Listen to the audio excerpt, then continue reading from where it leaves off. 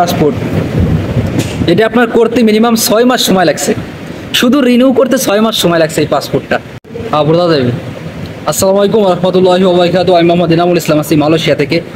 আসলে আমাদের বাংলাদেশ নিয়ে আসলে কোনো কিছু বলার নাই, আমরা আসলে কিছু বলতে পারি না, কারণ আমাদের স্পর্শকাতর জায়গা বাংলাদেশ, ভালোবাসি বাংলাদেশকে। তবে মালয়েশিয়াতে আমরা যারা কিনা প্রবাসী আছি তাদের কিন্তু অনেক কিছু একটা চাওয়া পাওয়া থাকে। মালয়েশিয়াতে অবস্থানরত বাংলাদেশ হাই কমিশন আছে, যারা কিনা প্রবাসীদেরকে সেবা দেয়। তারা কিন্তু অনেক ধরনের সেবা দেয়, বিশেষ করে পাসপোর্ট সেবা যে দেয় মালয়েশিয়াতে। আপনার একটা পাসপোর্ট করতে যদি 6-7 মাস সময় লাগে, রিনিউ করতে যদি 5-6 মাস সময় লাগে, এটা আসলে দুঃখজনক বিষয়। মালয়েশিয়াতে যদি কোনো মালয়েশিয়ানরা যদি কেউ পাসপোর্ট করে, তাহলে পরে আপনার 1 থেকে 3 ঘন্টার মধ্যে একটা পাসপোর্ট রিনিউ করে সারে। কিন্তু বাংলাদেশ এই জায়গায় অনেক পিছিয়ে দেখা গেলো যে আপনার একটা পাসপোর্ট রিনিউ করতে দেশে 6-7 মাস সময় লাগতেছে, 8 মাসও লাগে। আপনাদের আসলে জানাই দিই বিষয়টা, যে এই জায়গায় যদি আমরা আসলে বাংলাদেশ হাই কমিশন যদি আমাদেরকে একটু তাড়াতাড়ি যদি পাসপোর্ট সেবাগুলো দেয়, তাহলে কিন্তু আরও বেশি ভালো হয়। দেখা গেলো যে মানুষ কিন্তু অনেক সময় অবৈধ হয়, অবৈধ অনেক, তাদের কিন্তু পাসপোর্টের প্রয়োজন হয়, তাড়াতাড়ি পাসপোর্টের প্রয়োজন হয়। আবার মালয়েশিয়াতে রিপাবলিকেশন মানে অবৈধ লোকদের বৈধ করতেছে, এখানেও কিন্তু অনেক পাসপোর্টের প্রয়োজন হয় খুব তাড়াতাড়ি। সো একটা পাসপোর্ট যদি তাড়াতাড়ি দেয়, তাহলে একজন প্রবাসীর জন্য অনেক সহজ হবে। আজকে দেখেন আপনারা যে এই একটা পাসপোর্ট, বাংলাদেশি পাসপোর্ট, এটা আপনার করতে মিনিমাম 6 মাস সময় লাগছে। শুধু রিনিউ করতে 6 মাস সময় লাগছে এই পাসপোর্টটা। তাহলে বাংলাদেশ কত দূর এগিয়ে আছে আমার একটু আপনারা বলেন, একটু ধারণা দেন।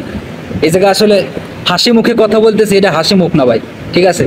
অনেক দুঃখের পর আর কি হাসি আসতেছে, কারণ 6 মাস ঘুরে ঘুরে তারপরে এই পাসপোর্টটা পাওয়া লাগছে। তার আগে কিন্তু পাসপোর্ট পাওয়া যায়নি ভাই। 6 মাস ঘুরে, তারপরে আপনার দালাল ধরে টাকা পয়সা বেশি খরচ করে তারপরে আপনার পাসপোর্ট পাইতে হয়। আপনি যদি সরাসরি যান, তারপর এত সহজে পাসপোর্ট পাবেন না। আসলে একটা দেশ যদি উন্নতি হয়, তাহলে যে এই উন্নতির পিছনে এত যদি আপনার কলকাঠি নাড়া লাগে, তাহলে তো আসলে দেশ উন্নতি হবে না ভাই। সো একটা পাসপোর্ট যদি আমাদের সহজে পাওয়া যায়, আমাদের প্রবাসী যে কিছু আমরা সেবা চাই না, আমরাও কিছু সেবা ভালো চাই। যেমন আমাদের হাই কমিশন যেন আমাদেরকে একটু দেখাশোনা করে, আমরা কোনো বিপদ আপদে পড়লে যেন তারা দেখাশোনা করে, তারা একটু দেখভাল করে। পাসপোর্ট সেবাটা যেন একটু ভালোভাবে দেয়, যেন পাসপোর্ট 2 মাস 3 মাস ওকে, সমস্যা নাই, 2 মাস এনাফ আমি মনে করি। কারণ একটা মালয়েশিয়া যদি একটা পাসপোর্ট মালয়েশিয়ানরা রিনিউ করে 1 থেকে যদি 3 ঘন্টা লাগে, সেই জায়গা বাংলাদেশে 2-3 মাস লাগবে, এটা স্বাভাবিক ব্যাপার। কিন্তু 6-7 মাস লাগবে, এটা অস্বাভাবিক ব্যাপার। সো বাংলাদেশে আসলে এর বেশি কিছু কথা বলতে চাই না, আপনারাই আসলে ভালো করে জানেন। তবে আমার একটা রিকোয়েস্ট থাকবে, যারা কিনা নতুন আছে এই মুহূর্তে মালয়েশিয়া, যারা কিনা অবৈধ হয়ে গেছে কলিংয়ে আসার পর, তাদের কিন্তু আসলে পাসপোর্ট এবং পাসপোর্টের প্রয়োজন।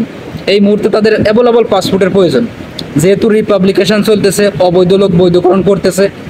সেহেতু আমি বলবো যে মালয়েশিয়াতে অবস্থানরত বাংলাদেশ যে হাই কমিশন আছে, আপনারা দয়া করে তাদের পাসপোর্ট সেবাগুলি একটু ভালোভাবে দেন।